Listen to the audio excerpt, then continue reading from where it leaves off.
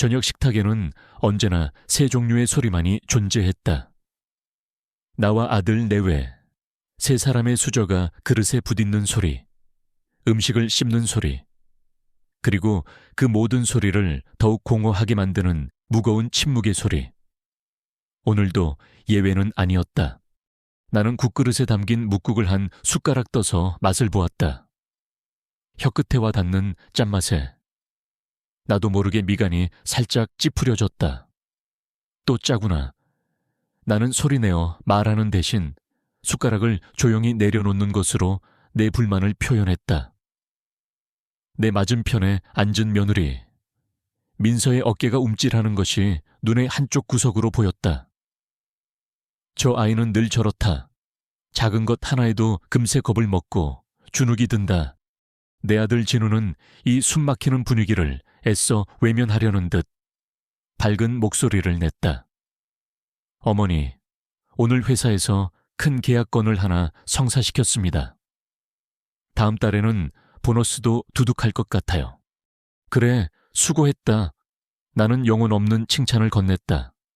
아들은 머쓱해진 얼굴로 다시 밥을 먹기 시작했다. 나는 그런 아들을 보며 속으로 한숨을 쉬었다. 내가 평생을 바쳐 키운 아들이다. 똑똑하고 성실하고 나무랄 데 없는 아들. 하지만 단 한 가지, 아내를 보는 눈이 없어도 너무 없었다. 결혼한 지 1년이 넘도록 저 아이는 왜 저렇게 늘 기가 죽어 있는지, 왜 이 집의 공기는 이렇게 차가운지 전혀 모르는 눈치였다. 민서는 고개를 푹 숙인 채 밥만 깨작이고 있었다. 흰 얼굴은 늘 어딘가 그늘이 져 있었고 나와 눈이라도 마주칠까봐 바닥만 내려다보는 모습이 답답하기 짝이 없었다. 처음에는 시집살이가 고두화해서 그런가 싶어. 내가 먼저 나서서 집안일도 거들어주고 말도 붙여보려 했다. 하지만 그럴수록 아이는 더 깊은 껍질 속으로 숨어 들어가는 것만 같았다. 우리 사이에는 눈에 보이지 않는, 하지만 얼음장처럼 차갑고 단단한 벽이 존재했다. 식사가 끝나자 민서는 조용히 일어나 식탁을 치우기 시작했다. 그 마르고 연약한 뒷모습을 보고 있자니 가슴속에서 답답함과 함께 알 수 없는 연민이 치밀어 올랐다. 나는 왜 저 아이를 볼 때마다 마음이 편치 않은 것일까? 저녁 식사를 마친 후 나는 의례 그렇듯 세탁실로 향했다.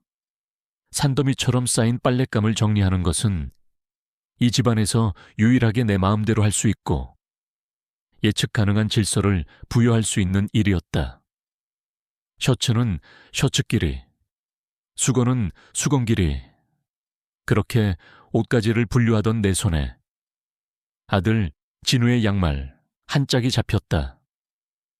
뒤꿈치가 하얗게 달아 이제 구멍이 나기 일보 직전이었다. 쯧쯧, 이 녀석 회사 일에 바빠서 이런 것도 제대로 못 챙기는구나. 순간 가슴 한구석이 아릿해져 왔다. 다 큰 아들이었지만 내 눈에는 여전히 물가에 내놓은 어린아이 같았다. 나는 달아빠진 그 양말을 보며 며느리에 대한 원망이 다시 고개를 들었다. 제 남편 양말 한 짝 제대로 챙기지 못하는 저 아이는 대체 뭘 하고 사는 걸까? 나는 한숨을 쉬며 다른 양말을 따로 빼놓았다. 그리고는 내 방으로 가 얼마 전 백화점에 갔을 때 아들 주려고 사두었던 새 양말 한 상자를 꺼내 들었다. 그리고는 아들 내외의 침실로 향했다. 방문 앞에서 나는 잠시 망설였다. 결혼한 아들 내외의 공간에 허락 없이 들어가는 것은 내키지 않는 일이었다. 하지만 이것은 어미로서의 당연한 도리라고. 나는 스스로를 합리화했다. 나는 최대한 소리를 내지 않고 조심스럽게 문을 열었다. 방 안에는 아무도 없었다.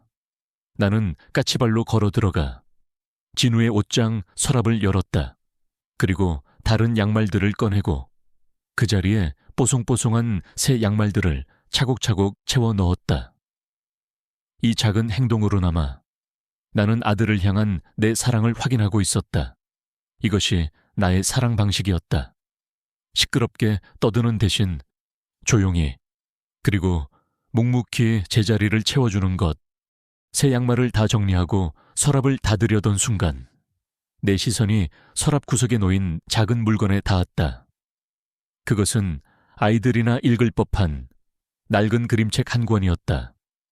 아기 곰의 소풍이라는 제목. 표지는 손때가 타서 너덜너덜했고 색은 누렇게 발해 있었다. 웬 그림책이지? 우리 집에는 아이가 없었다. 진우나 민서가 어린 시절에 읽던 책이라고 하기에는 너무나도 생뚱맞은 장소에 놓여 있었다. 나는 나쁜 버릇인 줄 알면서도 호기심을 이기지 못하고 그 책을 꺼내 들었다. 책장을 넘기자 단순한 그림과 짧은 글들이 나타났다. 하지만 책 곳곳에 희미하게 물에 번진 듯한 얼룩 자국이 남아 있었다. 나는 고개를 갸웃거리며 책을 다시 제자리에 놓아두었다. 그때 나는 또 다른 이상한 점을 깨달았다. 민서의 화장대 구석, 그리고 옷장 문틈. 그곳에는 늘 숲의 냄새가 희미하게 배어 있었다. 흙 냄새와 젖은 나무잎 냄새. 그것은 민서의 기이한 습관과 관련이 있었다. 민서는 거의 매일같이 자신이 구해왔다는 믹스견 마루를 데리고 집 뒤편의 숲으로 산책을 나갔다. 처음에는 그저 개를 아끼는 마음이려니 했다. 하지만 그 산책은 무언가 이상했다. 그녀는 늘 혼자였고 한번 들어가면 2~3시간이 훌쩍 지나서야 돌아왔다. 그리고 돌아올 때마다 그녀의 얼굴은 땀과 피로에 지친 기색이 역력했고 눈은 늘 텅 비어 있는 것처럼 공허했다. 마치 즐거운 산책을 하고 온 사람이 아니라 고된 노동을 하고 온 사람처럼 나는 의심하기 시작했다. 저 아이는 숲속에서 대체 뭘 하는 걸까? 혹시 다른 누군가를 몰래 만나고 있는 것은 아닐까? 아니면 내 아들이 모르는 무언가 다른 비밀을 가지고 있는 것은 아닐까? 그 낡은 그림책은 또 무엇이고 내 머릿속에서 의심의 조각들이 하나둘씩 맞춰지기 시작했다. 나는 나만의 시나리오를 쓰고 있었다. 저 아이는 불안정하고 유치하며 무언가 음침한 비밀을 가진 아이라고. 나의 그릇된 확신은 그녀를 향한 나의 시선을 더욱 차갑게 만들었다. 그날 밤 나는 거실에서 책을 읽고 있었다. 민서가 자신의 방으로 가기 위해 조용히 거실을 가로질러 갔다. 나는 책에서 눈을 떼고 일부러 그녀에게 말을 걸었다. 내 목소리에는 나도 모르는 가시가 돋쳐 있었다. 산책은 다녀왔느냐? 내 질문의 의도를 알아챘는지. 민서는 화들짝 놀라며 고개를 끄덕였다. 네, 어머님, 그 숲에 그리도 좋은 것이 있더냐? 매일같이 나가는 것을 보니. 그냥 공기가 좋아서요. 민서는 그렇게 작은 목소리로 대답하고는 서둘러 자신의 방으로 사라져 버렸다. 나는 거대한 거실에 홀로 남았다. 텔레비전도 꺼져 있는 집안은 절간처럼 고요했다. 나는 손에 들고 있던 책을 내려놓았다. 더 이상 글자가 눈에 들어오지 않았다. 답답함과 의심과 그리고 나 자신도 미처 인지하지 못하는 깊은 외로움이 나를 덮쳐왔다. 나는 확신했다. 이 집에는, 그리고 내 며느리에게는 분명 무언가 잘못된 것이 있다고. 그리고 나는 그것이 무엇인지 반드시 알아내야만 하겠다고. 그때는 미처 알지 못했다. 내가 틀렸다는 것을, 내가 보고 있는 것이 진실의 아주 작은 조각일 뿐이라는 것을. 그리고 내가 품고 있는 그 차가운 의심이 곧 우리 모두를 거대한 슬픔의 폭풍 속으로 몰고 갈 전주곡에 불과했다는 것을 말이다. 우리 사이에 놓인 보이지 않는 벽은 내가 생각했던 것보다 훨씬 더 높고 두껍고 그리고 슬픈 사연을 품고 있었다. 그날 오후는 유난히 하늘이 낮게 내려앉아 있었다. 금방이라도 비를 뿌릴 듯 잿빛 구름이 온 동네를 묵직하게 덮고 있었다. 나는 거실에서 화초가지를 치고 있었다. 반복적인 가위질은 복잡한 내 마음을 잠시나마 잊게 해주었다. 오후 3시가 조금 넘었을까. 민서가 산책 채비를 하고 거실로 나왔다. 편안한 운동복 차림에 늘 신는 낡은 운동화를 신고 있었다. 그녀의 곁에는 우리의 유일한 소음 발생원인 마루가 산책 나갈 생각에 신이 나서 꼬리를 흔들고 있었다. 어머님, 마루랑 산책 다녀오겠습니다. 그래, 어두워지기 전에 들어오너라. 나는 화초에서 눈을 떼지 않은 채 무심하게 대답했다. 민서는 네 하고 짧게 대답하고는 마루와 함께 현관을 나섰다. 나는 창문 너머로 숲으로 향하는 오솔길로 접어드는 그 작은 뒷모습을 잠시 바라보았다. 또 시작이군. 내 마음속에서는 어김없이 익숙한 의심과 짜증이 고개를 들었다. 저 숲속에 대체 무엇이 있기에 저 아이는 매일같이 홀린 듯 저곳으로 향하는 걸까? 나는 고개를 저으며 다시 가위질에 집중했다. 며느리의 기이한 행동보다는 눈앞에 죽은 가지를 쳐내는 것이 훨씬 더 생산적인 일이었다. 시간이 흘렀다. 거실 벽시계의 분침이 몇 바퀴를 돌았고 창밖은 어느새 어스름한 저녁빛으로 물들기 시작했다. 보통 때라면 민서가 돌아오고도 남을 시간이었다. 나는 애써 태연한 척했지만 자꾸만 시계와 현관 쪽으로 시선이 향하는 것을 막을 수는 없었다. 저녁 6시 아들 진우가 퇴근하고 돌아왔다. 그는 현관에 들어서며 늘 그렇듯 밝게 외쳤다. 엄마, 저 왔어요. 민서는 방에 있어요. 아직 안 들어왔다. 내 대답에 진우의 얼굴에 걸려있던 미소가 살짝 굳었다. 네 아직도 이 시간이 되도록 글쎄다. 숲속 산책이 그리도 좋은 모양이지. 곧 오겠지. 나는 대수롭지 않다는 듯 어깨를 으쓱했지만 내 심장은 조금씩 불안하게 뛰기 시작했다. 진우는 소파에 외투를 던져놓고 초조하게 거실을 서성거리기 시작했다. 그는 몇 번이나 스마트폰을 확인하고 창밖을 내다보았다. 그의 불안이 집안의 공기를 더욱 무겁게 만들었다. 전화라도 해봐야겠어요. 진우가 민서에게 전화를 걸었다. 하지만 수화기 너머에서는 차가운 기계음만이 흘러나왔다. 전화기가 꺼져 있어. 음성 사서함으로 연결되니 전화기가 꺼져 있어요, 엄마. 진우의 목소리에는 이제 명백한 불안감이 서려 있었다. 호들갑 떨지 마라. 다 큰 어른이 길이라도 잃었겠느냐. 배터리가 다 됐겠지. 나는 일부러 더 퉁명스럽게 말했다. 아들의 불안을 잠재우고 싶었지만 사실은 나 자신의 불안을 감추기 위한 방어 기제였다. 내 머릿속에서는 온갖 불길한 상상들이 꼬리를 물기 시작했다. 혹시 내가 너무 구박해서 말도 없이 집을 나간 것은 아닐까, 아니면 내가 의심했던 것처럼 누군가와 함께 멀리 도망이라도 친 것일까? 밤 7시, 이제 바깥은 완전히 어둠에 잠겨 있었다. 집안에는 무거운 침묵만이 흘렀다. 진우는 더 이상 서성거리지도 않고 소파에 앉아 멍하니 현관문만 바라보고 있었다. 나 역시 아무것도 손에 잡히지 않았다. 바로 그때였다. 현관문 쪽에서 무언가 다급하게 문을 긁는 소리와 함께 절박한 낑낑거림이 들려왔다. 마루였다. 진우가 벌떡 일어나 현관문을 열었다. 문이 열리자마자 마루가 총알처럼 집 안으로 뛰어들어왔다. 하지만 평소의 모습이 아니었다. 온몸은 흙투성이가 되어 있었고 입에서는 거친 숨을 몰아쉬고 있었다. 무엇보다 녀석의 두 눈은 극심한 공포와 다급함으로 가득 차 있었다.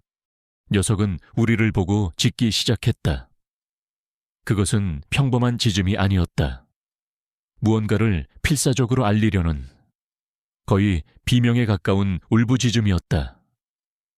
마루는 내게 달려와 바짓가랑이를 물고 당기다가 다시 진우에게 달려가 앞발로 그를 쳤다. 그리고는 다시 현관문으로 달려가 우리를 돌아보며 미친 듯이 지저댔다. 따라오세요, 제발. 빨리 따라오세요. 녀석의 온몸이 그렇게 외치고 있었다. 아무래도 무슨 일이 생긴 게 틀림없어요. 경찰에 신고해야겠어요. 진우는 하얗게 질린 얼굴로 허둥지둥 스마트폰을 찾았다. 아니다. 그 순간 나도 모르게 그런 말이 튀어나왔다. 진우의 손을 붙잡아 막았다. 내 안에서 차가운 이성을 밀어내는 뜨거운 본능이 꿈틀거리고 있었다. 저 개가 저 미물이라고 생각했던 짐승이 무언가를 알고 있다. 지금 경찰을 부르는 것은 너무 늦을지도 모른다. 그들은 이 개의 절박한 언어를 이해하지 못할 것이다. 날아가 보자.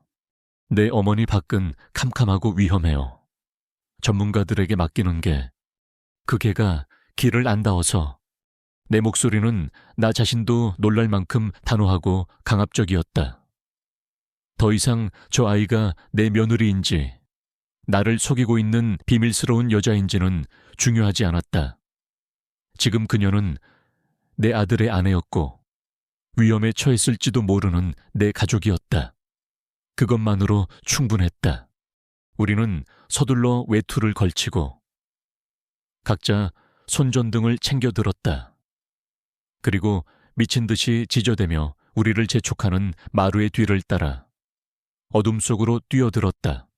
밤의 숲은 낮과는 전혀 다른 얼굴을 하고 있었다. 어둠은 모든 풍경을 집어삼키고 기이한 그림자들을 만들어냈다.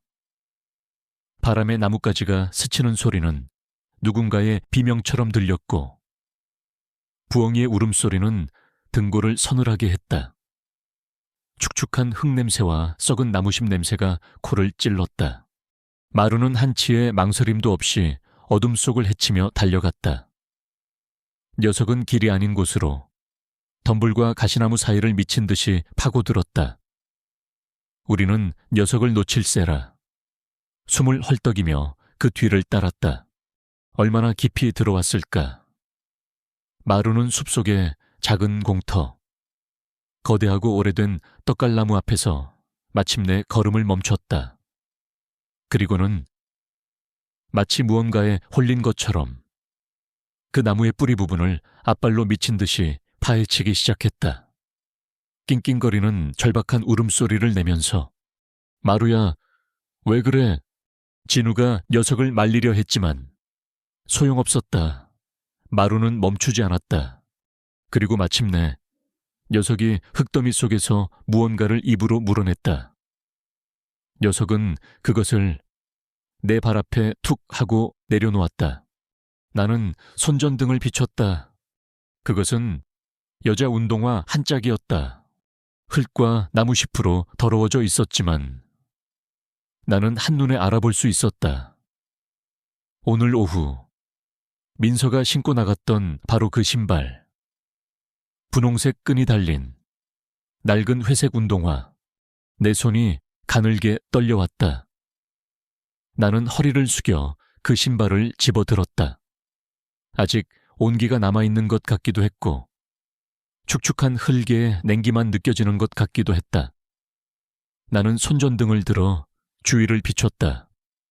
어둠, 그리고 바람소리, 깊고 적막한 숲. 민서는 어디에도 없었다. 그녀의 신발 한 짝만이 이 어둡고 깊은 숲속에 그녀의 부재를 비명처럼 외치고 있었다. 진우의 입에서 절규에 가까운 신음이 터져 나왔다. 민서야, 상황은 이제 돌이킬 수 없었다. 단순한 걱정은 끔찍한 공포가 되어 우리를 덮쳤다. 이 신발 한 짝이 의미하는 것은 무엇일까? 사고일까? 아니면 사건일까? 며느리를 향한 나의 모든 의심과 불만은 이제 거대한 미스터리와 공포 앞에서 힘없이 부서져 내리고 있었다. 진우의 절규에 가까운 외침은 밤의 숲이 가진 고요함을 산산조각 냈다. 아들의 그 무너지는 목소리를 듣는 순간 나는 잠시 잊고 있던 내 역할을 깨달았다. 나는 그저 한 명의 겁에 질린 늙은이가 아니었다. 나는 이 아이의 어미였고 이 집안의 어른이었다. 나는 떨리는 손으로 진우의 어깨를 붙잡았다. 진우야, 정신 차려라. 지금은 울고 있을 때가 아니야. 내 목소리는 스스로도 놀랄 만큼 차분하게 나왔다. 위기의 순간에 나는 오히려 냉정해지는 사람이었다. 경찰에 신고해. 내가 여기서 기다리고 있을 테니 너는 어서 산 입구로 나가서 경찰을 불러. 진우는 넋이 나간 사람처럼 나를 보더니 이내 무엇인가에 쫓기듯 비틀거리며 숲을 빠져나가기 시작했다. 나는 홀로 민서의 신발 한 짝을 든 채 그 자리에 남았다. 마루는 내 옆에 바짝 붙어 앉아 여전히 불안한 숨을 몰아쉬며 낑낑거리고 있었다. 얼마 지나지 않아 숲은 새로운 소음으로 가득 찼다. 경찰차의 사이렌 소리가 멀리서부터 울려 퍼지더니 곧이어 수십 개의 손전등 불빛이 어둠을 가르며 다가왔다. 숲은 순식간에 거대한 수색 현장으로 변했다. 경찰들은 노란색 통제선을 설치해 떡갈나무 주변을 격리했고 형사들은 내게 다가와 날카로운 질문들을 던지기 시작했다. 마지막으로 며느님을 보신 게 언제입니까? 최근에 가정 불화는 없었습니까? 며느님이 평소와 다른 점은 없었는지요? 가정 불화. 그 단어가 비수처럼 내 가슴을 찔렀다. 나는 애써 아무렇지 않은 척 짧게 대답했다. 그런 거 없었습니다. 평소와 똑같았어요. 나는 거짓말을 하고 있었다. 그리고 형사의 날카로운 눈빛은 내 거짓말을 꿰뚫어 보는 듯 했다. 우리 집에 차가운 공기, 보이지 않는 벽, 그것이 바로 가정 불화가 아니고 무엇이란 말인가. 하지만 나는 차마 그것을 낯선 타인 앞에서 인정할 수 없었다. 그것은 나의 마지막 남은 자존심이었다. 본격적인 수색이 시작되었다. 경찰견들이 냄새를 맡기 위해 킁킁거렸고 경찰들은 대어를 맞춰 숲속을 빗질하듯 훑어내려갔다. 우리 가족의 사적인 불안과 공포는 이제 수많은 사람들의 눈앞에 까발려진 공적인 사건이 되어 있었다. 나는 통제선 밖에서 이 모든 소란을 무력하게 지켜보았다. 진우는 경찰들 옆에 서서 연신 헛구역질을 해대며 안절부절 못하고 있었다. 그의 공포와 슬픔이 마침내 잘못된 방향으로 터져 나오기 시작한 것은 바로 그때였다. 그는 비틀거리며 내게 다가왔다. 그의 눈은 핏발이 서 있었고 원망으로 가득 차 있었다. 엄마 때문이야. 그가 내뱉은 말은 밤의 숲보다 더 차갑게 내 심장을 얼어붙게 만들었다. 뭐라고? 전부 엄마 때문이라고요. 엄마가 민서한테 어떻게 했는지 내가 모를 줄 알아요.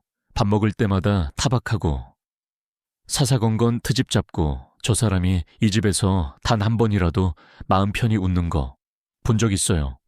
엄마가 민서를 외톨이로 만들었잖아요. 만약 민서가 제 발로 집을 나간 거라면 그건 전부 엄마가 저 사람을 그렇게 내몬 탓이라고요.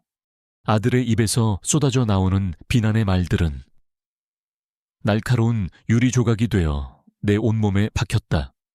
아팠다. 억울했다. 하지만 그 무엇보다 나는 그의 말 속에 내가 부정할 수 없는 진실의 파편이 섞여 있다는 것을 알고 있었다. 나는 며느리를 따뜻하게 품어주지 못했다. 나는 그 아이의 슬픈 눈을 외면했다. 네오 지금 제정신이냐? 이 어미한테 무슨 말버릇이야? 나는 방어적으로 소리쳤다. 하지만 내 목소리는 힘없이 떨리고 있었다. 진우는 더 이상 아무 말도 하지 않고 나를 경멸의 눈빛으로 쳐다보더니 등을 돌려버렸다. 나는 내 유일한 아군이라고 생각했던 아들에게서 완벽하게 버림받았다. 가슴이 무너져 내리는 것 같았다. 나는 아들의 뒷모습을 참아 더 보지 못하고 소란스러운 수색 현장에서 벗어나고 싶었다. 나는 비틀거리며 다시 그 거대한 떡갈나무 쪽으로 향했다. 통제선 바로 바깥. 아무도 주목하지 않는 그곳에 나는 주저앉았다. 나는 손에 들고 있던 민서의 신발을 내려다보았다. 왜 하필 이곳이었을까? 왜 마루는 수많은 장소 중에 바로 이 나무 아래를 파헤쳤던 것일까? 경찰들은 민서가 떠나간 흔적을 찾기 위해 숲 전체를 수색하고 있었다. 하지만 마루의 모든 행동은 이 나무 아래에 무언가가 있다고 말하고 있었다. 나는 홀린 듯 나무 주변의 흙을 다시 살펴보았다. 마루가 파헤쳐 놓은 흙더미, 그 아래로 거대하고 뒤틀린 나무 뿌리들이 뱀처럼 얽혀 있었다. 나는 무의식적으로 손을 뻗어 그 뿌리들을 더듬었다. 그때 내 손끝에 차갑고 딱딱한 인공적인 감촉이 느껴졌다. 돌멩이가 아니었다. 나무 뿌리도 아니었다. 심장이 미친 듯이 뛰기 시작했다. 나는 주위를 둘러보았다. 진우와 경찰들은 저 멀리서 수색에 집중하고 있었다. 아무도 나를 보고 있지 않았다. 나는 맨손으로 미친 듯이 흙을 파헤치기 시작했다. 손톱 밑으로 흙이 끼고 날카로운 자갈에 긁혀 피가 나는 것도 아랑곳하지 않았다. 그리고 마침내 나는 그것을 찾아냈다. 흙 속에서 캠핑용품 가게에서나 볼 법한 작은 플라스틱 방수 상자 하나가 모습을 드러냈다. 그것은 실수로 떨어진 물건이 아니었다. 누군가 아주 의도적으로 깊숙이 묻어둔 것이었다. 나는 떨리는 손으로 상자의 잠금 장치를 풀었다. 그리고 뚜껑을 열었다. 상자 안에는 마른 나무십들이 푹신하게 깔려 있었다. 그리고 그 위에 두 가지 물건이 조심스럽게 놓여 있었다. 하나는 은색 자물쇠가 달린 아담하고 예쁜 가죽 다이어리, 그리고 나머지 하나는 아기 곰의 소풍. 내가 며칠 전 민서의 서랍에서 보았던 바로 그 낡은 그림책이었다. 나는 숨을 멈췄다. 나의 의심은 맞았다. 그리고 동시에 틀렸다. 민서에게는 비밀이 있었다. 하지만 그것은 내가 상상했던 남녀 간의 치정이나 불륜 같은 그런 통속적인 비밀이 아니었다. 이 작고 슬픈 물건들은 전혀 다른 종류의 이야기를 암시하고 있었다. 훨씬 더 깊고 근원적인 슬픔의 이야기. 어머니, 거기서 뭐 하세요? 저 멀리서 진우가 나를 부르는 소리가 들렸다. 나는 화들짝 놀라 재빨리 상자 뚜껑을 닫았다. 그리고는 아무도 눈치채지 못하도록 그 상자를 내 외투 안으로 깊숙이 밀어 넣었다. 이것을 아들에게 보여줄 수는 없었다. 아직은 나를 이미 비정한 시어머니로 단정한 아들에게 이 비밀의 무게를 함께 짊어지게 할 수는 없었다. 이것은 이제 온전히 나의 몫이었다. 나는 아무렇지 않은 척 자리에서 일어나 진우에게로 걸어갔다. 내 품 안에서 차가운 상자의 감촉이 심장처럼 묵직하게 느껴졌다. 한참 후 수색팀의 팀장으로 보이는 형사가 내게 다가와 말했다. 어머님, 아직까지는 별다른 흔적을 찾지 못했습니다. 날이 밝는 대로 수색을 계속하겠지만 숲을 빠져나갔을 가능성도 염두에 두어야 합니다. 저희는 며느님이 자발적으로 떠나셨을 가능성도 조사해볼 생각입니다. 자발적으로 떠났다. 그 말이 내 귀를 맴돌았다. 만약 경찰이 그렇게 결론을 내린다면 세상의 모든 비난은 결국 우리 가족에게, 특히 내게로 향할 것이다. 독한 시어머니의 등살에 못 이겨 젊은 며느리가 가출했다. 사람들은 그렇게 수군거릴 터였다. 나는 외투 속에 감춘 다이어리를 움켜쥐었다. 진실은 어쩌면 이 안에 있을지도 모른다. 하지만 이 자물쇠를 열기 전까지 나는 아무것도 할 수 없었다. 나는 이제 경찰의 공식적인 수사와는 별개로 나만의 비밀스러운 수사를 시작해야만 했다. 나는 혼란스러운 숲속에 서 있었다. 아들의 불신과 경찰의 의심, 그리고 내 품에 안긴 이 무거운 비밀의 상자. 나는 그 어느 때보다 더 철저하게 혼자가 되어 있었다. 그리고 어쩌면 내가 상상했던 것보다 훨씬 더 거대한 비극의 열쇠를 나 혼자 쥐고 있는지도 몰랐다. 그날 밤 우리 집은 거대한 무덤처럼 고요했다. 경찰의 1차 수색은 성과 없이 끝이 났고 날이 밝는 대로 다시 시작하기로 한 채 모두 철수했다. 아들 진우는 충격과 슬픔, 그리고 내 대한 원망으로 탈진한 채 자신의 방 침대 위에서 잠든 건지 기절한 건지 모를 상태로 누워 있었다. 나는 거실 소파에 홀로 앉아 외투 속에 감춰두었던 비밀 상자를 꺼내 들었다. 창밖에서는 바람이 울부짖기 시작했다. 라디오에서는 오늘 밤늦게부터 북상하는 태풍의 영향으로 폭우가 쏟아질 것이라는 예보가 흘러나오고 있었다. 만약 비가 내리면 숲속에 남아있을지 모를 민서의 모든 흔적은 하룻밤 사이에 전부 씻겨 내려갈 터였다. 자발적으로 떠났을 가능성, 아까 그 형사의 말이 메아리처럼 귓가에 맴돌았다. 시간이 흐를수록 그들의 수사는 그 방향으로 굳어질 것이 분명했다. 그러면 모든 비난은 내게로 향하겠지. 하지만 이제 그런 것은 중요하지 않았다. 내 마음속에서는 그보다 더 근원적인 질문이 피어오르고 있었다. 진실은 무엇일까? 나는 손에 들린 자물쇠로 단단히 잠긴 다이어리를 내려다보았다. 이 안에 모든 해답이 있을 것이다. 하지만 열쇠가 없었다. 나는 이 어둠 속에서 이 폭풍이 몰아치기 전 이 집 안에서 반드시 그 열쇠를 찾아내야만 했다. 나는 내 평생의 모성애와 이제 막 싹트기 시작한 며느리를 향한 알 수 없는 책임감을 연료 삼아 자리에서 일어섰다. 나의 다음 목적지는 내가 지난 1년간 단 한 번도 내 발로 들어가 본 적 없는 그곳, 며느리의 방이었다. 아들 내외의 방문 앞에 서자. 나는 심장이 무겁게 내려앉는 것을 느꼈다. 이곳은 금단의 영역이었다. 내가 함부로 침범해서는 안 되는 그들만의 세계. 하지만 지금 내게는 선택의 여지가 없었다. 나는 죄인이 된 심정으로 조심스럽게 문고리를 돌렸다. 삐걱 소리가 유난히 크게 들렸다. 방 안은 어두웠지만 창밖에 희미한 불빛 덕분에 사물의 윤곽을 알아볼 수는 있었다. 나와 진우가 함께 살던 묵직한 원목 가구로 가득 찬 이 집의 다른 공간과는 전혀 다른 세상이었다. 방 안의 모든 것은 가볍고 단순하고 어딘가 미완성인 듯한 느낌을 주었다. 나는 마치 낯선 나라에 불법 입국한 사람처럼 조심스럽게 첫 발을 내디뎠다. 나의 수색은, 아니, 나의 침입은 그렇게 시작되었다.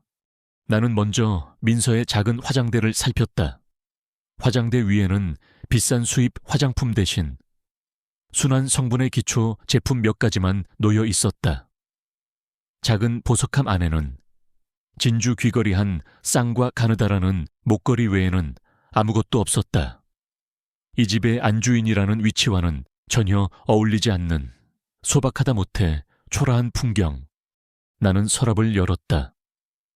각종 고지서와 필기구, 그리고 편지지 몇 장이 전부였다. 다음은 옷장이었다. 옷장 문을 여는 순간 나는 다시 한번 죄책감에 휩싸였다. 이것은 명백한 사생활 침해였다. 하지만 나는 멈출 수 없었다. 옷장 안에는 온통 회색, 베이지색, 흰색 같은 무채색의 옷들 뿐이었다. 화려한 원피스 한 벌, 눈에 띄는 블라우스 한 장 없었다. 마치 세상에 눈에 띄지 않으려는 사람의 옷장 같았다. 나는 책상으로 시선을 돌렸다. 몇 권의 책이 꽂혀 있었다. 대부분 시집이거나 상실과 치유에 관한 소설들이었다. 내가 한 번도 관심을 갖지 않았던 그녀의 내면 세계가 이런 사소한 물건들을 통해 조금씩 말을 걸어오고 있었다. 나는 지금까지 내가 저 아이에 대해 얼마나 무지했는지, 그리고 얼마나 무심했는지 깨닫기 시작했다. 나는 저 아이를 비밀스러운 녀석이라고 생각했지만 어쩌면 저 아이는 그저 슬픔이 많은 아이였을지도 모른다. 1시간 넘게 방 안을 샅샅이 뒤졌지만 열쇠로 보이는 것은 어디에도 없었다. 나는 지쳐서 침대맡에 주저앉았다. 창밖에서는 마침내 빗방울이 떨어지기 시작했다. 후두둑, 후두둑. 빗소리는 점점 거세지며 나의 절망을 더욱 깊게 만들었다. 틀렸어. 열쇠는 이 방에 없어. 내가 모든 것을 포기하려던 바로 그 순간이었다. 내 시선이 침대 옆 작은 협탁 위에 놓인 낡은 오르골 상자에 멈췄다. 그것은 내가 이 방에서 유일하게 어린아이 같다고 생각했던 물건이었다. 어두운 갈색의 네모난 나무 상자. 장식이라고는 찾아볼 수 없는 투박한 모양이었다. 나는 이전에도 몇 번 본 적 있었지만 그저 낡은 장식품이려니 하고 지나쳤었다. 하지만 오늘은 달랐다. 무언가에 홀린 듯 나는 그 오르골 상자를 집어들었다. 손끝으로 상자의 표면을 쓸어보았다. 나무는 오랜 세월의 흔적으로 반질반질했다. 나는 조심스럽게 상자의 뚜껑을 열었다. 띵, 똥, 띵, 똥. 아주 느리고 구슬픈 멜로디가 흘러나왔다. 어디선가 들어본 듯한 자장가였다. 그 청아하지만 슬픈 소리가 텅 빈 방 안을 가득 채웠다. 나는 오르골 상자 안을 들여다보았다. 붉은 벨벳 천이 깔린 바닥, 그리고 그 벨벳 천 아래 무언가를 숨길 수 있는 작은 비밀 공간이 있었다. 나는 떨리는 손으로 그 바닥을 들어올렸다. 그리고 그 안에 그것이 있었다. 아주 작고 섬세한 무늬가 새겨진 은색 열쇠 하나. 보석함 열쇠가 아니었다. 그것은 분명 다이어리에나 쓸 법한 작고 고풍스러운 열쇠였다. 나는 심장이 멎는 것 같았다. 드디어 찾아냈다. 이 모든 비밀의 문을 열 수 있는 열쇠를. 오르골의 구슬픈 자장가 소리는 마치 비극의 서곡처럼 방 안에 계속해서 울려 퍼지고 있었다. 나는 열쇠와 다이어리를 들고 내 방으로 돌아왔다. 그리고 방문을 걸어 잠갔다. 나는 이제 완벽한 공모자이자 비밀의 탐독자가 되었다. 창밖에서는 빗줄기가 세차게 창문을 때리고 있었다. 이 비가 그치고 날이 밝으면 경찰의 수색은 재개될 것이다. 그리고 아무런 흔적도 찾지 못한 채 그들은 자발적 가출이라는 결론으로 수사를 종결지을지도 모른다. 나는 책상 앞에 앉아 손에 든 2개의 물건을 내려다보았다.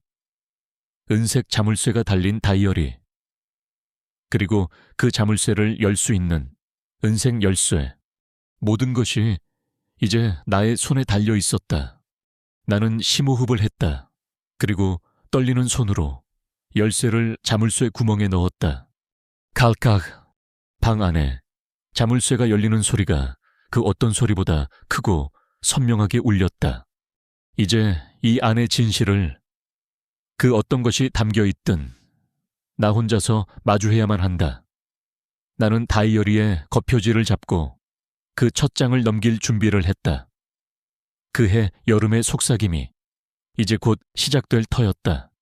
나는 내 방문을 걸어 잠갔다. 창밖에서는 빗줄기가 세차게 창문을 두드리고 있었고 바람은 밤새도록 울부짖을 기세였다. 온 세상이 절규하는 듯한 밤. 나는 책상 앞에 앉아 내 앞에 놓인 작고 낡은 다이어리를 내려다보았다. 은색 열쇠는 이미 자물쇠를 열고 옆에 놓여 있었다. 이제 판도라의 상자를 열 시간이었다.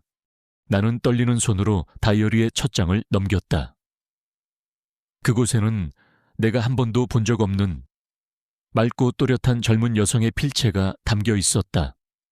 하지만 자세히 들여다보면 모든 글씨의 획끝이 가늘게 떨리고 있었다. 그것은 잉크가 아닌 눈물로 쓰인 글씨처럼 보였다. 나는 그 글씨들 속에서 낯선 젊은 여자의 목소리를 듣기 시작했다. 그것은 내 며느리 민서의 목소리였지만 동시에 내가 전혀 알지 못했던 한 여자의 목소리이기도 했다. 일기의 첫 부분은 그녀가 내 아들 진우를 만나기 한참 전인 대학 시절의 이야기로 시작되었다. X년 엑수얼 엑실, 날씨 햇살 한가득. 오늘 나는 세상의 모든 햇살을 한 사람의 미소 속에서 보았다. 그의 이름은 서준이다. 가난한 화가 지망생. 그의 손에는 늘 물감 자국이 묻어있고 그의 옷에서는 낡은 캔버스와 테레빈유 냄새가 난다. 하지만 그의 눈은 그 어떤 보석보다도 맑게 빛난다. 오늘 그는 학교 캠퍼스 벤치에 앉아있는 내게 다가와 수줍게 자신의 스케치북을 내밀었다. 그 안에는 햇살 아래 책을 읽고 있는 내 모습이 담겨 있었다. 나는 그 그림 속에서 처음으로 나 자신이 아름다울 수도 있겠다는 생각을 했다. 나는 숨을 죽이고 페이지를 넘겼다. 일기는 온통 서준이라는 남자에 대한 이야기로 가득했다. 두 사람이 함께 가난한 분식집에서 떡볶이를 나눠 먹던 이야기. 낡은 옥탑방에서 밤새도록 미래를 그리던 이야기. 비 오는 날 하나의 우산을 나눠 쓰고 골목길을 걷던 이야기. 그들의 사랑은 내가 아들에게 강요했던 조건 좋은 선 자리와는 거리가 먼 순수하고 가난한, 하지만 그래서 더 눈부신 사랑이었다. 나는 질투와 비슷한 감정을 느꼈다. 내 아들은 단 한 번도 민서의 저런 환한 부분을 끄집어내 주지 못했다. 그리고 일기의 어느 지점에서 나는 숨을 멈췄다. X년 엑수얼 실, 날씨 세상이 멈춘 날. 내 안에 또 다른 심장이 뛰기 시작했다. 서준 씨와 나의 아이. 우리는 두려웠지만 그보다 더 큰 기쁨을 느꼈다. 우리는 이 작은 생명을 함께 지켜내기로 약속했다. 세상이 우리에게 아무것도 허락하지 않는다 해도 우리는 서로에게, 그리고 이 아이에게 온 세상이 되어주기로. 나는 손으로 입을 막았다. 내 며느리에게 아이가 있었다니. 진우를 만나기 전에 나는 떨리는 손으로 다음 장을 넘겼다. 일기장은 이제 온통 새로 태어난 생명에 대한 기록으로 가득했다. 아이의 이름은 하늘이었다. 서준과 민서의 세상, 그 전부라는 의미였다. 일기 속에서 민서는 더 이상 그늘진 여자가 아니었다. 그녀는 세상에서 가장 행복한 엄마였다. X년 엑수얼 실, 날씨 솜사탕 구름. 오늘 우리 하늘이가 처음으로 엄마라고 말했다. 서준 씨는 자기가 먼저 아빠 소리를 들을 거라고 질투했지만 승자는 나였다. 하늘이의 작은 입에서 엄마라는 소리가 나오는 순간 나는 온 세상을 다 가진 기분이었다. 가난해도 괜찮아. 아무것도 없어도 괜찮아. 우리에게는 하늘이가 있으니까. X년 엑수얼 실, 날씨 비온 뒤겜. 하늘이가 가장 좋아하는 그림책은 아기 곰의 소풍이다. 나는 매일 밤 이 책을 읽어준다. 하늘이는 아기 곰이 소풍 가는 장면에서 자기도 소풍을 가고 싶다며 내 품에 파고든다. 언젠가 꼭 우리 하늘이에게 세상에서 가장 멋진 소풍을 선물해줘야지. 아빠가 그려주는 예쁜 그림과 엄마가 싸주는 맛있는 도시락과 함께 나는 그 아기 곰의 소풍이라는 제목을 보며 며칠 전 그녀의 서랍에서 보았던 그 낡은 그림책을 떠올렸다. 모든 조각들이 이제 끔찍한 그림을 향해 맞춰지고 있었다. 그리고 그 행복한 기록들은 어느 날 갑자기 검은 절망의 잉크로 번져나갔다. X년 X월실 날씨 하늘이 무너진 날 서준 씨가 떠났다. 과로로 인한 심장마비. 그는 자신의 마지막 작품을 완성하지 못한 채 그렇게 허망하게 내 곁을 떠나버렸다. 내 세상의 절반이 무너져 내렸다. 하지만 나는 무너질 수 없다. 내게는 하늘이가 있으니까. 서준 씨의 분신이자 내가 살아야 할 유일한 이유. 일기는 한동안 공백으로 남아있다가 다시 이어졌다. 그녀는 홀로 하늘이를 키우기 위해 도시를 떠나 우리 동네 근처의 작은 마을로 이사했다. 그곳은 서준 씨가 평소에 그림을 그리고 싶어 했던 숲과 시냇물이 있는 조용한 곳이었다. 그리고 마침내 나는 그해 여름의 페이지에 다다랐다. 그 페이지들은 유난히 물에 번진 듯한 얼룩 자국이 심했다. 그해 여름, 액수월 액시일, 날씨 너무나도 잔인하게 맑음. 오늘은 하늘이의 5번째 생일이었다.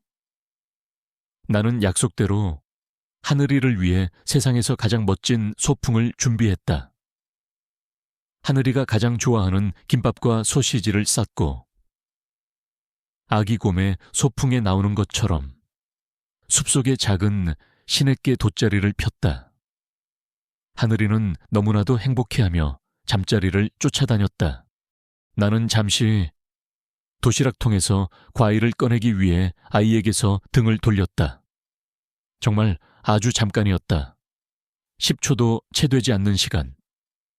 그런데 다시 돌아보았을 때 아이가 보이지 않았다. 나는 미친 듯이 아이의 이름을 불렀다. 하늘아 어디 있니? 대답은 없었다. 그때 내 눈에 시냇물 위에 떠있는 아이의 작은 빨간 모자가 보였다. 아이가 잠자리를 쫓다가 이끼 낀 바위에서 미끄러진 것이었다. 나는 더 이상 글자를 읽을 수가 없었다. 눈물이 앞을 가렸다. 다음 페이지는 단 한 문장만이 수십 번 반복해서 적혀 있었다. 그 문장은 칼이 되어 내 심장을 갈기갈기 찢어 놓았다. 미안해. 하늘아. 엄마가 미안해. 엄마가 다 잘못했어. 미안해. 미안해. 나는 다이어리를 닫고 책상 위로 쓰러져 오열했다. 모든 것이 이해되었다. 그녀의 깊은 슬픔, 공허한 눈빛, 세상과 단절된 듯한 태도. 그녀는 내 집에서, 내 아들 곁에서 매 순간 지옥을 살고 있었던 것이다. 나는 다시 다이어리를 펼쳤다. 마지막 장들은 최근의 날짜로 쓰여 있었다. 그녀가 진우와 결혼하고 우리 집에 들어와 살면서 겪었던 감정들이었다. X년 X월실. 이곳은 성처럼 크고 감옥처럼 답답하다. 어머님은 나쁜 분이 아니라는 걸 안다. 하지만 그분의 날카로운 눈빛 앞에 서면 나는 죄인이 된 기분이다. 내가 하늘이를 지키지 못한 죄인이라는 것을 그분은 이미 알고 계시는 것만 같다. 나는 이 집에서 유령처럼 살아가고 있다. X년 X월실. 오늘도 숲에 다녀왔다. 그 떡갈나무 아래 내가 하늘이를 위해 만들어준 작은 돌무덤. 그곳에 가야만 나는 비로소 숨을 쉴 수 있다. 마루만이 나의 유일한 친구다. 녀석은 내가 왜 슬퍼하는지 아는 것처럼 그저 조용히 내 곁에 앉아 나를 핥아준다. 그리고 마침내 그녀가 사라진 바로 그날의 일기. X년 X월 익실. 날씨 하늘이와 닮은 잿빛 하늘. 내일은 하늘이의 기일이다. 그래서일까 오늘은 유난히 하늘이가 보고 싶다. 가슴이 너무 아파서 숨을 쉴 수가 없다. 머리가 너무 어지러워. 숲에 가야겠다.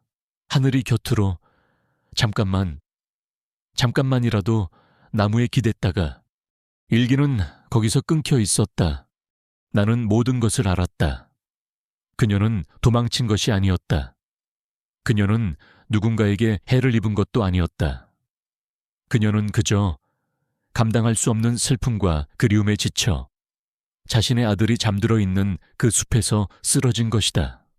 그녀의 신발 한 짝은 그때 비틀거리며 넘어지면서 벗겨진 것이리라. 나는 다이어리를 덮었다. 창밖에서는 여전히 폭풍우가 몰아치고 있었지만 내 마음속에서는 더 거대한 폭풍이 휘몰아치고 있었다. 나는 울었다. 내가 한 번도 안아주지 못했던 내 며느리, 민서를 위해 울었다. 내가 한 번도 불러보지 못했던 내 손주, 하늘이를 위해 울었다. 그리고 그들의 그 끔찍한 고통을 단 한 번도 알아보지 못했던 나 자신의 어리석음과 잔인함을 위해 울었다. 나는 민서를 의심했고 비난했고 그녀의 슬픔을 나약함이라고 단정했다. 나는 그녀가 매일같이 싸우고 있던 그 지독한 전쟁에 대해 아무것도 알지 못한 채 그녀의 등 뒤에서 가장 차가운 칼을 꽂아온 사람이었다. 내 가슴속을 가득 채우고 있던 그 단단하고 차가운 벽이 마침내 와르르 무너져 내렸다. 그리고 그 폐허 속에서 죄책감과 함께 내 며느리를 향한, 내 가여운 딸을 향한 뜨거운 사랑과 연민이 솟아나기 시작했다. 다이어리를 덮는 순간 내 안의 모든 망설임과 슬픔은 하나의 단단한 확신으로 변했다. 내 며느리 민서는 살아있다. 그리고 나는 내가 그녀를 찾아야만 한다. 밖에서는 여전히 폭풍우가 몰아치고 있었지만 내 마음은 이상할 정도로 고요했다. 해야 할 일이 명확해졌기 때문이다. 나는 방문을 박차고 나갔다. 거실 소파에는 넋이 나간 사람처럼 앉아있던 진우가 고개를 들어 나를 보았다. 그의 눈에는 여전히 원망과 혼란이 뒤섞여 있었다. 어머니, 또 어디를... 나는 그의 말을 가로막았다. 더 이상 변명하거나 그와 다툴 시간이 없었다. 나는 그의 앞에 다가가 내 평생 단 한 번도 보여준 적 없는 단호하고 강한 눈빛으로 그를 보았다. 나는 민서가 어디에 있을지 알 것 같다. 네, 그게 무슨 말씀이세요? 따라오너라. 지금 당장 설명할 시간 없어. 이번 한 번만 아무것도 묻지 말고 이 어미를 믿어라. 내 목소리에 담긴 어떤 힘이 아들을 제압했던 것일까? 그는 더 이상 따져 묻지 않고 홀린 듯 자리에서 일어나 옷을 챙겨 입기 시작했다. 나는 서둘러 수사팀장에게 전화를 걸었다. 그의 목소리는 피곤함에 지쳐 있었다. 여보세요. 어머님, 이 밤중에 무슨 일이십니까? 형사님, 민서를 찾을 수 있을 것 같아요. 숲 서쪽, 낡은 저수지 근처에 있는 버려진 오두막이요. 그 아이 어릴 적에 그 근처에 살았다고 했어요. 분명 그곳에 있을 겁니다. 지금 당장 수색팀을 보내주세요. 내 다급한 목소리에 형사는 회의적인 듯했다. 어머님, 저희가 이미 그 일대를 다 수색했습니다. 그리고 그 정보는 어떻게... 제발요, 시간이 없어요. 제발 한 번만 더 확인해 주세요. 제 모든 것을 걸겠습니다. 내 절박함이 전화기 너머로 전해졌는지 그는 잠시 침묵하더니 마지못해 대답했다. 알겠습니다. 어머님, 일단 확인팀을 보내보겠습니다. 나는 전화를 끊고 진우와 함께 미친 듯이 쏟아지는 빗속을 뚫고 차에 올랐다. 우리는 다시 그 어둡고 깊은 숲의 입구로 향했다. 차 안에는 무거운 침묵만이 흘렀다. 진우는 아무것도 묻지 않았지만 그의 눈은 수만 가지 질문으로 가득 차 있었다. 나는 그저 앞만 보고 운전했다. 숲 입구에 도착했을 때 그 폭우 속에서도 경찰 몇몇이 다시 모여 수색을 준비하고 있었다. 형사는 우리를 보더니 난감한 표정을 지었다. 어머님, 이렇게 위험한데 여기까지 오시면 어떡합니까? 제 눈으로 확인해야겠습니다. 나는 차에서 내렸다. 비바람이 사정없이 내 얼굴을 때렸지만 나는 조금도 물러서지 않았다. 우리는 경찰차 안에서 무정이에서 흘러나오는 소리에 모든 신경을 집중하며 피가 마르는 듯한 시간을 보냈다. 진우는 두 손을 모아 기도하고 있었고 나는 그저 굳은 얼굴로 어둠에 잠긴 숲을 노려볼 뿐이었다. 얼마나 지났을까? 치직거리는 소음과 함께 무정위에서 한 남자의 다급한 목소리가 터져 나왔다. 찾았다. 오두막이다 안에 사람이 있다. 여자다. 의식은 없지만 숨은 붙어 있다. 그 순간 내 온몸의 힘이 탁 풀리며 주저앉을 뻔했다. 진우는 무정히 소리를 확인하자마자 아이처럼 목 놓아 울기 시작했다. 안도감과 기쁨, 그리고 그동안의 모든 불안이 뒤섞인 울음이었다. 민서야, 민서야. 나는 차문을 열고 비틀거리며 밖으로 나갔다. 차가운 빗물이 내 얼굴을 타고 흘렀지만 그것이 빗물인지 내 눈물인지 알 수 없었다. 살아있었다. 내 가여운 며느리가 살아있었다. 얼마 후 수색대원들이 들것에 실린 민서를 데리고 숲속에서 모습을 드러냈다. 그녀는 흙과 나무잎으로 뒤덮여 있었고 입에는 긁힌 상처가 나 있었으며 입술은 파랗게 질려 있었다. 하지만 그녀는 분명 평온한 얼굴로 잠들어 있었다. 나는 더 이상 그녀를 까다롭고 비밀스러운 며느리로 볼 수 없었다. 내 눈에는 그저 길고 아픈 싸움에 지쳐 잠든 가냘프고 가여운 내 딸의 모습만이 보였다. 구급차가 도착하고 민서는 병원으로 이송되었다. 마루는 구급차의 뒷모습이 사라질 때까지 그 자리에 서서 슬프게 낑낑거렸다. 나는 녀석에게 다가가 흠뻑 젖은 등을 처음으로 부드럽게 쓰다듬어 주었다. 고맙다. 마루야, 네가 아니었으면 큰일 날 뻔했어. 녀석은 내 말을 알아듣기라도 한 듯 내 손을 한번 핥아주었다. 병원 응급실을 거쳐 민서는 1인실 병실에 입원했다. 다행히 이마의 상처 외에는 큰 외상이 없었고 장시간의 추위와 탈진으로 인한 쇼크 상태가 문제일 뿐이었다. 의사는 며칠 안정을 취하면 의식을 회복할 것이라고 말했다. 폭풍 같은 밤이 지나고 거짓말처럼 맑게 갠 아침이 밝아왔다. 병실에는 소독약 냄새와 함께 씻겨나간 세상에 깨끗한 공기가 스며들었다. 나는 민서의 침대 옆에 앉아 밤새 그녀의 곁을 지켰다. 진우는 복도 의자에서 뜬 눈으로 밤을 새웠다. 나는 그를 병실로 불렀다. 그는 죄인처럼 고개를 숙인 채 아내의 침대에는 가까이 다가오지도 못했다. 나는 품속에서 밤새 나를 지탱해준 그것, 민서의 다이어리를 꺼냈다. 그리고 아들에게 건넸다. 읽어보거라. 내 목소리는 차분했다. 네가 알아야만 한다. 민서가 어떤 삶을 살아왔는지, 그리고 우리가 저 아이에게 어떤 죄를 지었는지를. 진우는 잠시 망설이더니 떨리는 손으로 다이어리를 받아들었다. 나는 조용히 자리에서 일어나 그가 아내의 비밀과 온전히 마주할 수 있도록 자리를 비켜주었다. 나는 병실 밖 복도에 서서 창밖으로 떠오르는 해를 바라보았다. 얼마나 지났을까? 병실 안에서 처음에는 희미하던 소리가 들려오기 시작했다. 남자의 어깨가 무너져 내리는 소리. 자신의 어리석음과 무심함을 깨달은 한 남편의 뒤늦은 통곡 소리였다.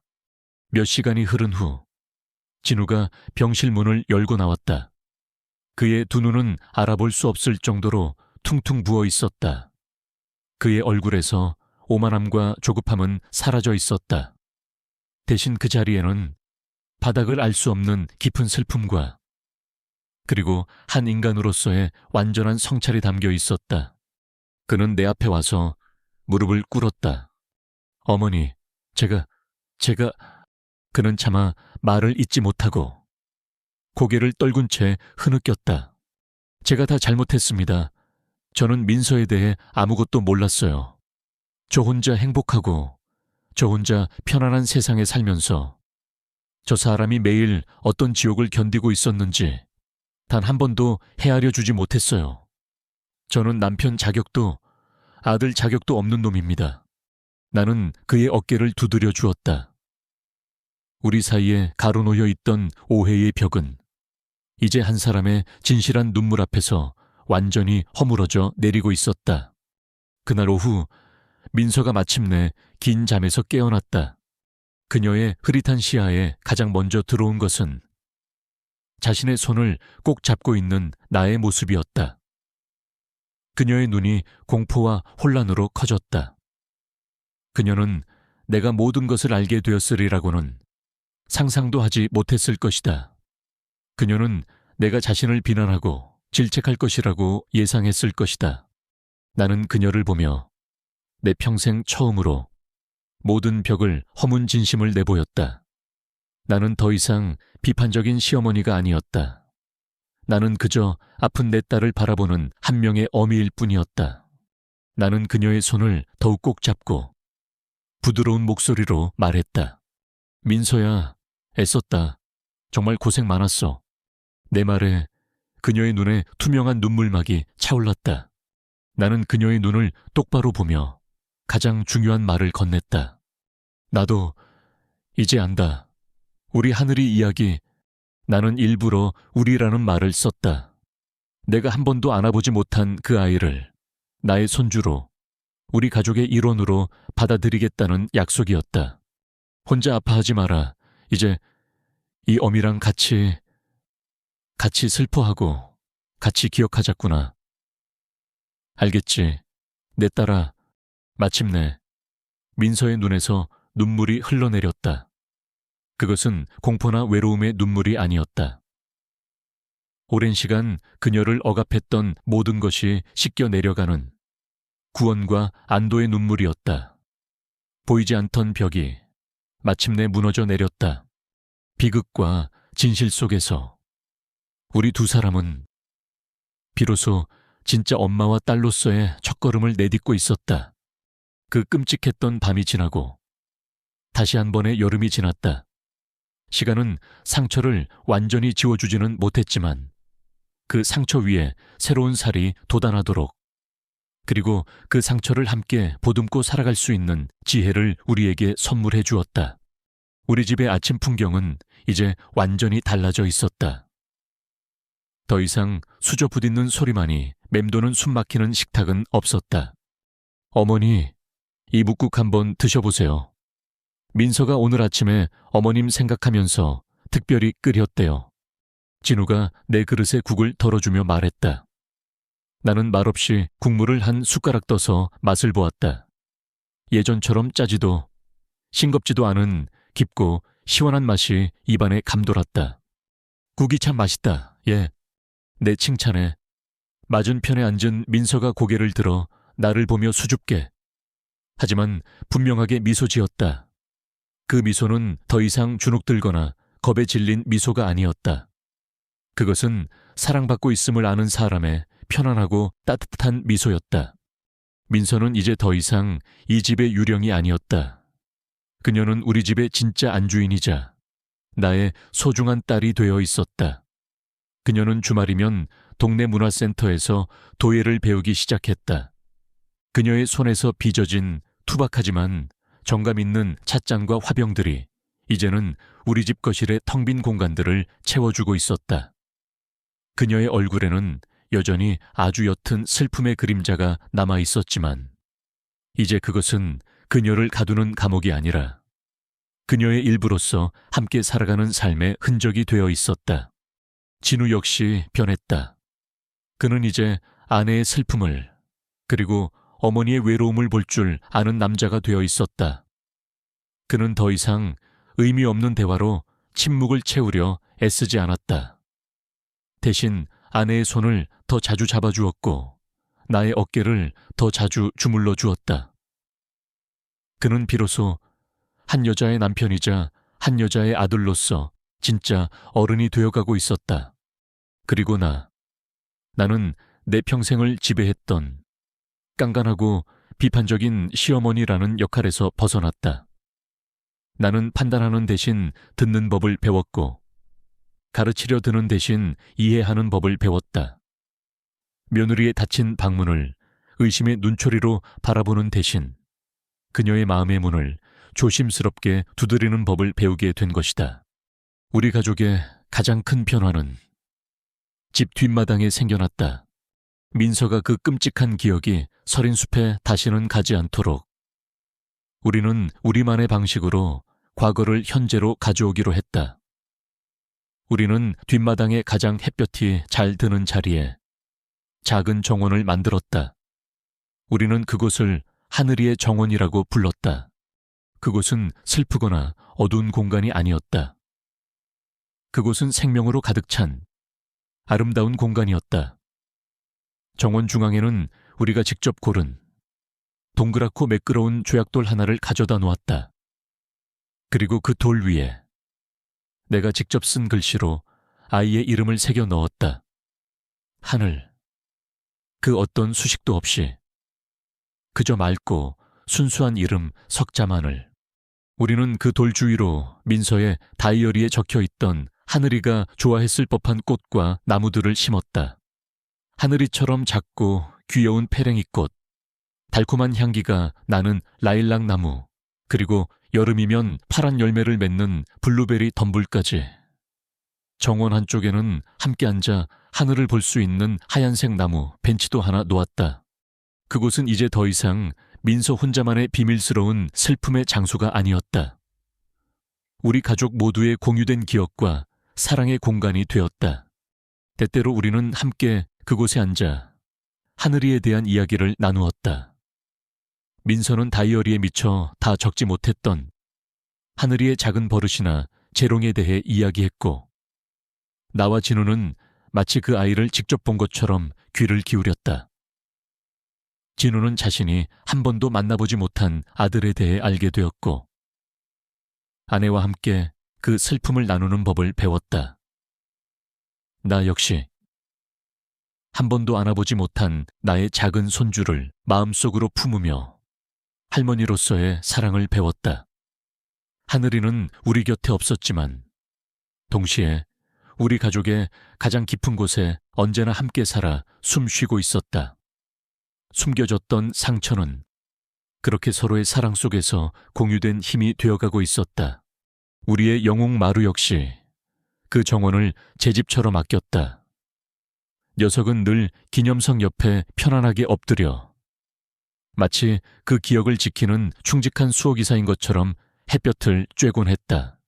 하늘이의 생일이었던 어느 맑은 가을날 오후였다. 나는 정원의 벤치에 앉아 뜨개질을 하고 있었다. 진우와 민서는 정원 한쪽에서 새로운 나무를 심고 있었다. 그것은 우리가 하늘이를 위해 심는 작은 단풍나무 묘목이었다. 나는 그들의 모습을 조용히 바라보았다. 진우가 삽으로 땅을 파면 민서는 조심스럽게 묘목을 흙 속에 넣었다. 진우가 나무가 쓰러지지 않도록 붙잡아주면 민서는 그 주위로 부드러운 흙을 정성껏 덮어주었다. 그들의 모든 움직임은 마치 잘 짜인 춤처럼 조화롭고 다정했다. 그들의 등 뒤로 따스한 가을 햇살이 부서져 내리고 있었다. 마루는 내 발치에서 세상 모르고 평화롭게 잠들어 있었다. 녀석의 고른 숨소리가 이 평화로운 오후의 배경음악이 되어주고 있었다. 나무 심기를 마친 민서가 흙 묻은 손을 털며 일어섰다. 그리고는 나를 돌아보았다. 그 순간 그녀가 나를 향해 활짝 웃었다. 그것은 내가 지난 2년 동안 단 한 번도 보지 못했던 그런 종류의 미소였다. 수줍거나 어색하거나 슬픔이 묻어나는 미소가 아니었다. 그것은 두려움과 불안의 그늘이 완전히 거친 마음 가장 깊은 곳에서부터 우러나오는 맑고 투명한 미소였다. 평화와 감사와 그리고 사랑이 가득 담긴 햇살 같은 미소. 나는 그 미소를 보며 나도 모르게 함께 미소 지었다. 내 마음 가장 깊은 곳에서부터 따뜻한 행복감이 차올랐다. 우리를 가로막고 있던 그 보이지 않는 벽은 이제 흔적도 없이 사라져 버렸다. 그 폐허 위에는 이렇게 아름다운 기억의 정원이 자라나고 있었다. 나는 뜨개질을 멈추고 다시 한번 내 가족을 둘러보았다. 아픔을 딛고 서로에게 더 단단한 뿌리가 되어주고 있는 아들 내외. 그 모든 것의 시작이었던 충직한 게, 그리고 그 모든 것을 가능하게 한 하늘에 있는 나의 작은 손주. 잃어버린 신발 한 짝은 나를 비밀과 고통의 숲으로 이끌었다. 하지만 우리는 그 어두운 숲을 함께 헤쳐나옴으로써 마침내 기억과 빛으로 가득 찬 이 정원에 다다를 수 있었다. 인생의 가장 중요한 교훈은 때로는 가장 큰 슬픔과 용서를 통해서만 배울 수 있다는 것을 나는 이 평화로운 정원 안에서 조용히 깨닫고 있었다. 유튜브 스타일의 마무리 문구. 오늘 이야기가 여러분의 마음에 작은 울림을 주었다면 구독과 좋아요, 그리고 따뜻한 댓글을 부탁드립니다. 여러분의 관심 하나하나가 저희에게는 더 좋은 이야기를 만들어 나갈 수 있는 큰 힘이 됩니다. 세상의 모든 상처받은 영혼들이 다시 한번 행복해지는 그날까지 저희 이야기는 계속됩니다. 시청해 주셔서 감사합니다.